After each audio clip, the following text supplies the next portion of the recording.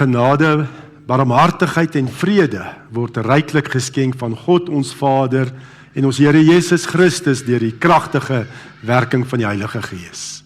Amen. Ja, laas Sondag het ons ook na hierdie gedeelte gekyk, is Jesus in Getsemane en veral gefokus op sy geestelike worstelstryd wat hy gevoer het in Getsemane. En dan ook kyk ons nou vandag weer hoe hy gevange geneem is daar in Getsemane. So skrifgedeelte is Lukas 22 vanaf vers 39 tot 53. Lukas 22 vers 39 tot 53. En dan hier Jesus se worstelstryd hier in Getsemane, sien mens vir al sy menslike karakter, né? Hy was ook eg mens gewees. Alhoewel hy ook God was. Lukas 22 vanaf vers 39.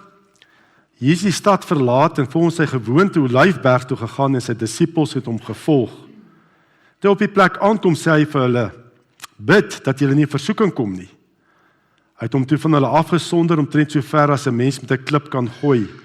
Daar het hy gekniel en gebid: "Vader, as U wil, neem tog hierdie lydensbeker van my af weg. Laat nogtans nie my wil nie, maar U wil geskied."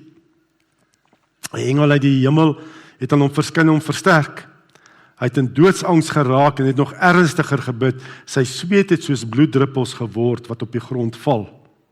Toe hy van die gebed opstaan en by die disippels kom, kry hy hulle aan die slaap, uitgeput van droefheid. Hy sê toe vir hulle: "Waarom slaap julle? Staan op en bid, sodat julle nie in versoeking kom nie." Terwyl Jesus nog praat, kom 'n klomp mense daaraan. Die een wat Judas genoem is, een van die 12, het hulle gelei en nader gekom na Jesus toe om hom te soen. Maar Jesus sê vir hom: "Judas, jy verraai jy die seun van die mens met 'n soen?" Toe die wat saam met Jesus was, sien wat gaan gebeur, vra hulle: "Here, moet ons hulle met die swaard aanval?" Een van hulle slaan toe na die slaaf van die hoofpriester en kap sy regteroor af. Maar Jesus sê: "Hou op daarmee." Daarna het hy die oor aangeraak en hom genees. Toe sê Jesus vir die priesterhoofde, die offisiere van die tempelwag en die familiehoofde wat teen hom opgetrek het: "Trek julle met swaarde en stokke uit soos teen 'n rower. Dag vir dag was ek saam met julle in die tempel en julle het nie 'n hand uitgesteek om my te vang nie. Maar nou dat die tyd vir die duistere magte daar is, het julle kans." Kyk veral na hierdie woorde: "Maar nou dat die tyd vir die duistere magte daar is, het julle kans." Nee, uur van duisternis. In die Grieks is dit letterlik 'n uur van duisternis. Ja, die kruis van Jesus, wat ons nou Paasnaweek gaan op fokus en dit ook herdenk en vier. Dit is seker die middelpunt van alle tye, die kruis van Jesus. En dit draai die hele wêreldgeskiedenis en kerkgeskiedenis draai daar rondom. Die hele Ou Testament loop uit op die kruis van Jesus en die hele Nuwe Testament draai jy kan sê die hele Nuwe Testament word bepaal deur die kruis van Jesus. En dit is die middelpunt van alle tye, maar dis tog ook 'n laagtepunt. Want die Seun van God, ons Messias, word gekruisig. 'n Donkere tyd, hoogtepunt, maar ook 'n laagtepunt. Lukas 22 vers 53 wat ek gelees het uit 53 vertaling. "Dag vir dag was ek saam met julle in die tempel en julle het nie julle hande na my uitgesteek nie, maar dit is julle uur en die mag van die duisternis." So ons sien wat daar gebeur het hier in Getsemane en wat hier van Getsemane verder gaan gebeur, wie staan daar agter? En dit is die mag van die duisternis. En wie is die mag van die duisternis? Satan. Satan staan agter alles. Alles wat Jesus beleef hierdie laaste week, soos wat Matt ook gebid het. Hy staan agter alles. Maar hy werk nie alleen, hy het sy medewerkers, hy gebruik mense om sy uur van duisternis oor alles te gooi. Hy het baie mense wat saam met hom gewerk het. Die Satan, sy booste duistere medewerkers, het ook gelyk of hulle triomfeer, nee, vir daai uur, het hulle getriomfeer. Nou, hierdie Griekse woord vir uur, dui nie eintlik op presies 'n uur nie, dit dui eintlik maar op 'n tydsduur wat relatief kort is. So dit lyk, Satan sy bose werkers triomfeer hierso, dis 'n duistere, donker uur. Maar dis eintlik maar 'n relatief kort tydperk wat dit so lyk. Ons weet ook wat gebeur Sondag, nee. Volgende Sondag, as Jesus opstaan, as oorwinnaar. Maar, Satan gebruik baie mense vir donker tye, vir duistere uur, nee, hy het baie medewerkers. En ons moet ook bedag daarop wees, nee, dat ons nie ook deur hom mislei word, en dat hy ons kan gebruik om donkerte, duisternis te bring hier op aarde nie. En ons sien die medewerker wat hy eerste gebruik natuurlik, wat hier staan is Judas. Judas wat Jesus kom en verraai met 'n soen. Ek dink dit moet verskriklik wees. Judas was een van die 12, een van Jesus se disippels, en dan kom verraai hy Jesus met 'n soen. Nee, en 'n soen groet, 'n teken van toegeneentheid, word 'n teken van verraad. Hoe erg moet dit wees? Dat een van jou noue volgelinge jou kom verraai met 'n soen. Nou wat is die oorsaak? Hoe het dit gekom dat Judas so ver kon geval het? Die oorsaak was selfgesentreerdheid. Judas het Jesus gevolg, maar alles het net oor homself gegaan. Hy was selfgesentreerd. Ons moet oppas, 'n houding van selfgesentreerdheid gaan net oor myself. Nee, maak die deur wyd oop vir die bose om jou te mislei en duisternis te bring in jou lewe en waar jy gaan. Ons lees daarvan op 'n stadium in Betanië word Jesus gesalf deur Maria met nardesolie, baie duursame nardesolie. En hoor wat sê Judas? Waarom is hierdie reukolie nie vir 100 silwer muntstukke verkoop en die geld vir die armes gegee nie? Dit het hy gesê nie omdat hy hom oor die armes bekommer nie, maar omdat hy dief was, hy die beursie gehad het en van die bydraes gevat. So het net oor homself gegaan. Nee, daai selfgesentreerdheid. En hy het dit so erg geraak dat die bose eintlik in hom ingevaar het. En dat hy Jesus verraai met 'n soengroet. Grootste verraad. Daai selfgesentreerdheid. En ons moet oppas ook in hierdie lewe dat ons nie, dit gaan net oor my, as ek okay is, dan is alles alright. Nee. Ek vat nou die Burger Hoërskool. My kind is gelukkig nie daar nie, so dis okay. Kom, ek gaan net aan. Dit raak my nie. Ek weet daar's 'n gesegde, ek ken nou net die helfte of ek sê julle moet my nou help, nee. Wat dit is die definisie van iets is wanneer goeie mense niks doen.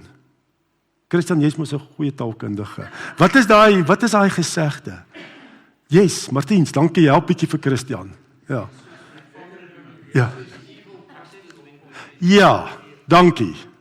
Dankie, daar's nog 'n hulp vir my nie. Evil prospers when good men do nothing. Nee, dis wat gebeur.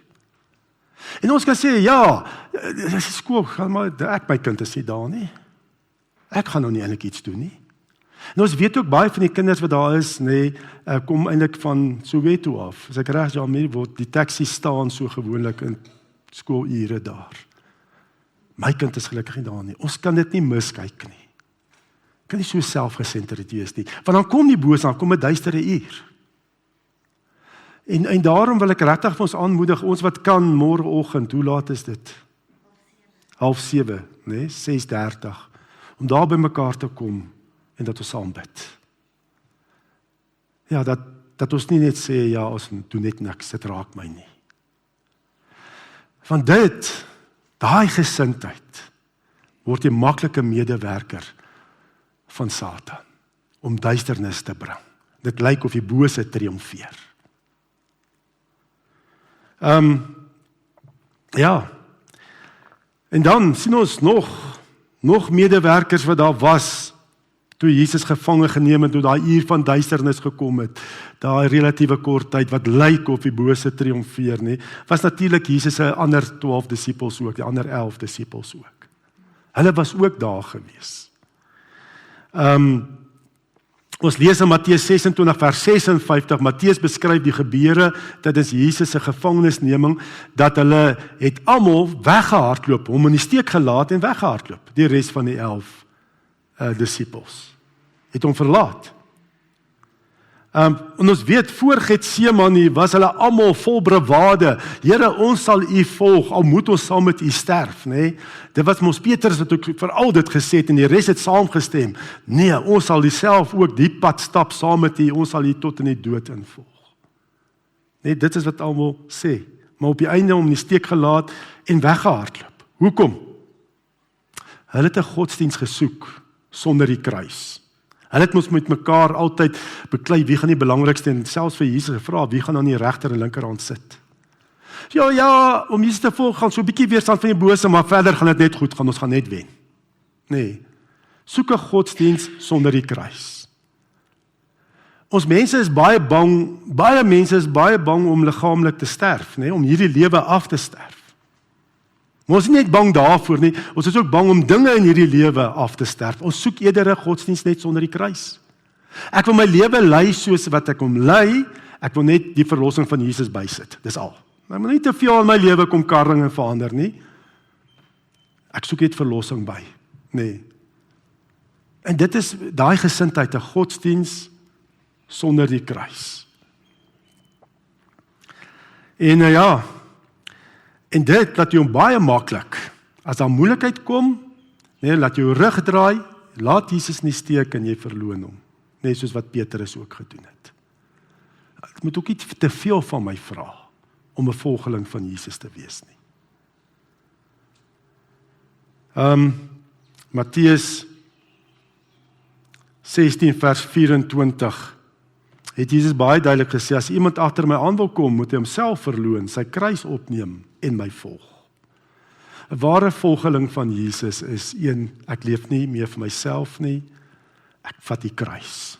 Dis 'n godsdiens van die kruis. En jy moet bereid wees om ook te kan ly vir die naam van die Here.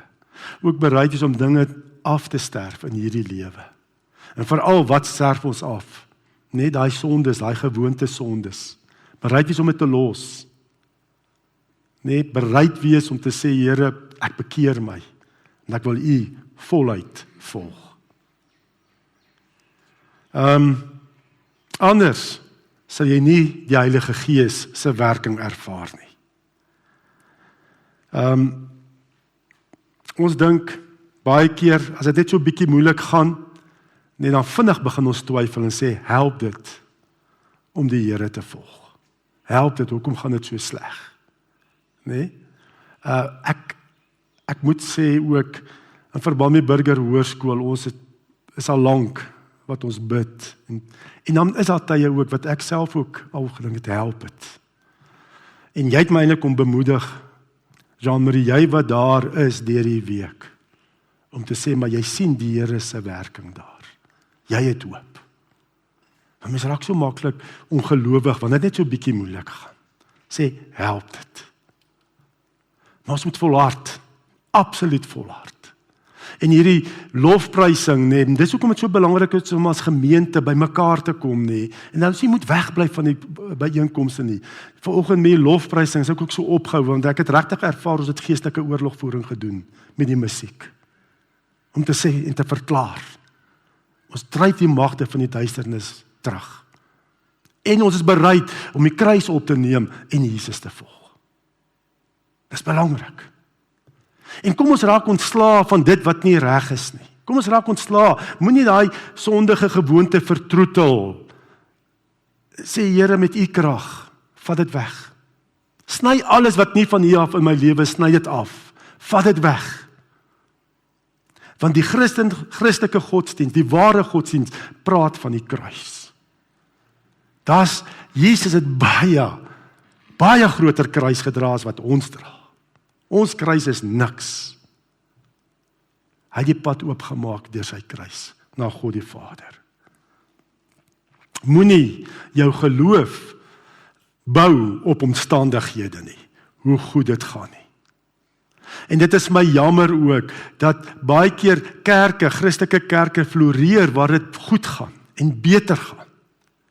Maar waar het swaar gaan, nee, dan floreer die kerke nie. En ek dink veral in ons gemeenskap. Nee, dit moet nie so wees nie. Want Jesus is die hoop vir die wêreld, is die hoop vir enige omstandighede. Jy kan nie jou geloof bou op omstandighede nie. Jesus, volgeling, is die godsdiens van die kruis. Ons moet dit weet.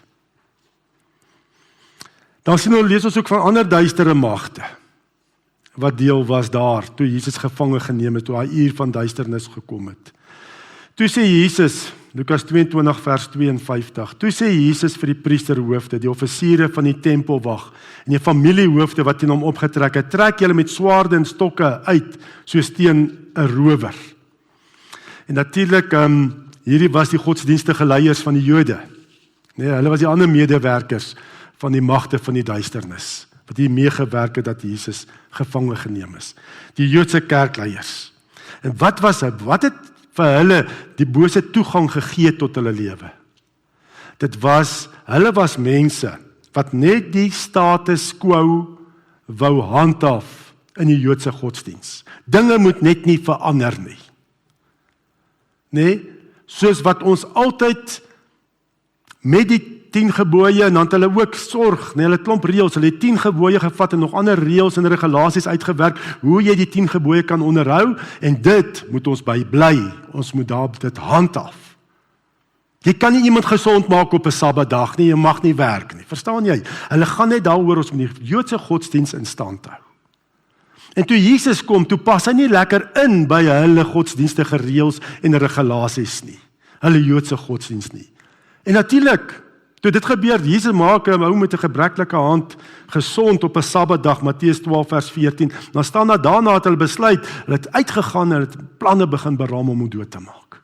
So erg kan dit wees, as jy wil net dieselfde handhaaf. Dit is wat ek vir my uitgewerk het, nee, en dis waarby ek bly. Jy maak geen ruimte dat die Gees nuwe dinge kan kom doen nie. En ongelukkig is dit so baie keer in kerke. Nee, die status quo moet net gehandhaaf word. Dis 'n godsdiens sonder inhoud, dit gaan oor die vorm. Hier doen ons altyd dieselfde, net dit. En daar kan mense wees wat dalk nou met Goeie Vrydag, net as 'n erediens, ons moet dit so doen, en nou gaan ons ander dinge doen. En ons sê, hoekom doen ons dit? Wat gaan nou aan? Weet, en dit is so baie keer, veral in my verlede, waar ek groot geword het, kyk, daar's net een manier. Die Gees kan nie nuwe goeders kom doen nie. Dis bly net daarby. Dit gaan meer oor vorms, klere drag, mag die ouderlinge sit by hulle gesinne in die diens, of moet hulle aan een kant sit, hulle die gemeente kan dophou, en al daai tipe, jy weet, daai tipe goed. Maar ook vandag ook. Nee, die dromme was nou te hard vandag dalk. Ons het geestelike oorlogvoering gedoen. Nee, sulke tipe goed. Het gaan oor die vorm. Maar jy mis wat die Gees besig is om te doen hier in ons midde. Ons moet oop wees daarvoor. En die Gees kan 'n erediens stop. En ons kan net sommer in die middel van die musiek stop en ons kan net neerval en net begin bid. Ons moet oop wees daarvoor. Ons hoef nie al die dink dit moet net so of so gebeur nie. Natuurlik moet 'n mens beplan, jy moet ook nou nie, omdat jy lui is en hierdie week niks voorberei nie, sê, ons kom met jy by mekaar, alright, die Here doen wat hy wil. Ek meen, dit is mos nou ook nie reg nie, dan daai gesindheid ook verkeerd. Maar is ons oop as die Gees iets anders wil doen in die erediens? Want anders kan ons Gees dooddruk met al ons reëls. Ons maak elke keer nuwe reëls, né? Ons verval amper in dieselfde tradisie aan mekaar. Die Joodse geestelike leiers, en daarom ook, met die intog, weet Jesus nie ingepas by hulle nie, en met Jesus intog Palm Sondag, wat vandag word eintlik gevier as Palm Sondag, het die mense klere uitgetrek en palmtakke afgebreek en gegooi voor Jesus waar hy op die donkie in Jerusalem ingaan, en het gesê, Hosanna vir die seun van Dawid. Toe het 'n paar fariseërs uit die skare vir Jesus gesê, meneer, maak stil u volgelinge. Daarop Jesus geantwoord, ek sê vir julle, as hulle stil bly, sal die klippe dit uitroep. Het gaan oor die eer van die Here, wat die Here wil doen, nie my wil nie, u wil, Here. En ek is bereid om my wil te verander, om u te volg. Pas op vir 'n godsdienstigheid, sonder 'n verhouding met God. Vorm godsdienst sonder inhoud. Daar's al baie bose dinge in kerke gedoen, in die kerkgeskiedenis, wat die oorsprong het van godsdienstigheid. Ek vervolg ander mense, want hulle is nie soos ek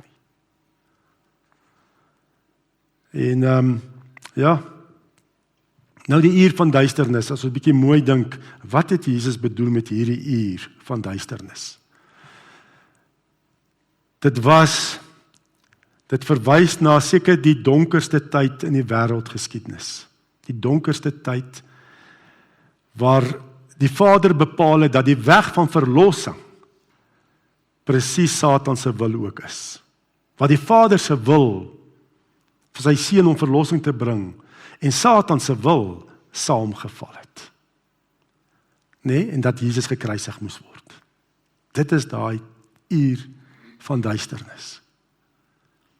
Dit wat Vader wil en wat Satan wil, het saamgeval. En Jesus is gekruisig. En die ergste van alles, dit gelyk of die duistere magte geseëvier het. Dit was seker die ergste. Dis hoekom hulle praat ook van Saterdag is stil Saterdag, nee. Van Vrydag die kruis en dan is dit stil. Dit lyk of die duisternis heers. Maar natuurlik kom Sondag. Die Sondagmôre, opstandingssondag, die oorwinning. Maar dit was so duister gewees vir God se seun, dat hy weet sy Pa se wil, ons Vader, ons hemelse Vader se wil en Satan se wil loop saam. En dit lyk of die bose seëvier. Maar Jesus het oorwinnaar gebly in al hierdie, en dit kan ons ook weet, in hom bly ons oorwinnaar, selfs toe hy gevange geneem is nie. Sien ons baie duidelik in hierdie skrif, hy was nog steeds 'n oorwinnaar. Hoekom sê ons dit? Nee, hy bly oorwinnaar, want hy het maar net gedoen wat die Vader se wil is. Hy het die profete van die Ou Testament se profeseë kom vervul. So dis nie dat hy uitgelewer was aan die bose nie, hy was uitgelewer aan sy Vader se wil. Daar staan Matteus 26 vers 56, maar dit alles het gebeur so die geskrifte van die profete vervul kan word. Toe het al die disippels om die steek gelaat en weggehardloop. So Jesus doen dit, want hy is oorwinnaar, hy kom vestig sy Vader se wil op die weg van verlossing hier op aarde. Hoe kan hy ook nou oorwinnaar was in daai donker uur, was hy het voorkennis gehad. Hy het geweet wat voor lê. Nee, hy sê vir sy disippels toe hulle in die slaap geraak het terwyl hy gebid het, Matteus 26 vers 45 en 46, slaap en rus julle nog. Die uur het gekom, die seun van die mens word in die hande van sondaars oorgegee. Staan op, kom ons loop. Kyk, die man wat my verraai is hier naby. So hy het geweet, alles. Nog steeds in beheer. God is in beheer. Alhoewel die wêreld dit nie sien nie, nie weet nie. Voorkennis gehad. Hy het sy weg oopgebid tot perfekte kalmte en selfoorgawe aan God, dat ek die pad van die kruis, Jesus was reg, ek stap die pad van die kruis, kyk, jou is op pad, die uur het gekom. Derde, wat vir ons ook wys dat Jesus in daai donkere uur nog steeds die oorwinnaar was gewees dat sy liefde vir ons mense nog steeds, en selfs vir vyandelike mense wat hom kom gevange neem. Een van hulle slaan toe na die slaaf van die hoofpriester en kap sy regteroor af, maar Jesus sê, hou op daarmee. Daarna het hy die oor aangeraak en hom genees. So sy vyand kom om te kom boei, en wat gebeur? Jesus doen genesing. Sy liefde vir ons mense, dit is hoekom hy dit gedoen het. Dis hoekom hy hier daardeur gegaan het, daai uur van die duisternis. Omdat hy ons so lief het. En nie net mense wat dalk goed is teenoor hom nie, maar selfs die vyand. Mense wat hom kom gevange neem. Mense wat nog nie mooi besef wat gaan aan nie. Jesus se liefde. En ons kan ook in donker tye oorwinnaar wees. Nee, in die naam van Jesus. Kan ons nog steeds triomfeer. Die donkerte hoef ons nie onder te druk en dat ons ondergaan en voel ons verdrink nie. Ons kan oorwinnaar wees, want ons het dieselfde. Dis dieselfde vir ons. Jesus het aan die kruis oorwin met sy opstanding. En ons kan ook oorwin. Want ek en jy, wat se omstandighede ons ook al moet deurgaan, hoe donker dit ook al lyk nie, ons het ook voorkennis. Ons weet ook wat wag. Ons weet ook wat gaan gebeur. Want Paulus skryf in 2 Korintiërs 1 vers 19-20, dis Christus, is die ja van God, die ja op al die beloftes van God. Daarom is dit ook deur Christus dat ons tot eer van God daarop amen kan sê. So al God se beloftes, sy woord, is waar vir ons. Ons weet wat vorentoe gaan gebeur. Ons weet, ons is God se kinders, dit maak nie saak wat die omstandighede is nie. Ons weet dat God ons nooit sal verlaat of in die steek laat nie, al gaan dit ook hoe donker. Hy het Jesus aan die kruis verlaat, net sodat ons nooit verlaat sal wees nie. Ons weet dat hy alles ten goeie meewerk vir die wat hom liefhet. Nou alles wat ons gebeur is nie goed nie, maar laat dit ten goeie meewerk. Ons weet, dit is nou Romeine 8 vers 8, ons is meer as oorwinnaars, Romeine 8 vers 37. Ons weet dat niks ons van God se liefde sal skei nie, Romeine 8 vers 38. Ons weet dat God in al ons behoeftes sal voorsien, Filippense 4, hy sal ryklik voorsien al ons behoeftes, Filippense 4 vers 19. Ons weet, daar wag 'n oorwinnaarskroon vir ons, die lewe volmaak by God, eendag as ons liggaamlik sterf. So hoef jy bang te wees ook om te sterf nie. Ons weet dit. Jy weet wat voor lê. Jy weet, God het 'n plan en doel met jou bestaan. Hy het jou geplaas, waar hy jou geplaas het met 'n plan en 'n doel. So ek weet wat voor lê. Onthou julle laas jaar, toe Gerko van Deventer hier was, en getuig het ook, daai 6 jaar, wat hy 'n kruisgevangene was, net deur Al-Qaeda, waar hy in die woestyn aan 'n boom vasgebind was, vasgemaak is. Hoe het hy vertel, hoe het God voorsien, alles, in daai omstandighede. Hy was nie uitgelewer aan sy mense wat hom gevangen neem het nie. Jesus het voorsien. Ons weet wat die waarheid is. En daarom kan jy 'n oorwinnaar wees, want ons weet wat God sê in sy woord is waar, dis die lewende woord, en dis die waarheid vir my lewe, vir die wêreld.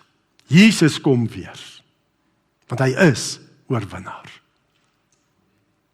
Kom ons staan vas, moenie jouself plaas onder die bose nie. Hy is verslaan, hy gaan tekeer soos 'n brullende leeu, maar sy tande is getrek. Hy raas net.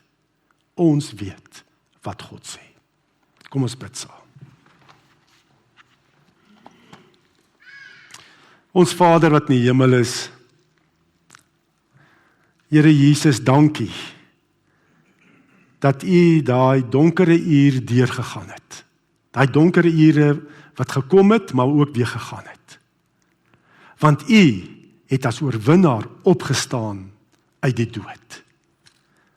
U het volmaak vir ons sondes betaal aan die kruis toe U gesê het, dit is volbring. U is in ons plek aan die kruis verlaat, sodat U ons nooit sal verlaat nie. Niks kan ons van U liefde skei, die liefde wat daar is in Christus Jesus nie. Ons weet dat ons lewens in U hande is en U, Here, sal alles ten goeie meewerk. Ons weet dat U 'n plan en doel met ons lewens hier op aarde het. Ons weet U is die hoop vir die wêreld. Here, kom verander ons harte. Here, dat ons ook alles, ons lewens, dat ons die pad ook self bereid sal wees om ons kruis op te neem en U te volg. Dat ons nie 'n goedkoop godsdienst soek, 'n godsdienst sonder die kruis nie, maar dat ons die ware godsdienst sal soek, om ons kruis op te neem en Here Jesus U te volg. En dat ons ook oop sal wees vir wat U wil in en deur ons doen, in ons eie persoonlike lewens, maar ook in ons gemeente. Wys vir ons, Here, wat is U plan en doel, en hoe U ook ons wil gebruik om die gemeenskap te verander. Hoe U ons wil gebruik ook by die burgerhoërskool. Here, dat daar ook U lig daar sal deurbreek, soos wat Jean-Marie dit al reeds sien gebeur. Lei ons op u pad en laat u wil alleen geskied. In Jesus se naam. Amen. Die Here gaan saam met jou. Die genade van ons Here Jesus Christus en die liefde van God die Vader en die gemeenskap van die Heilige Gees sal by ons elkeen wees en bly. Amen.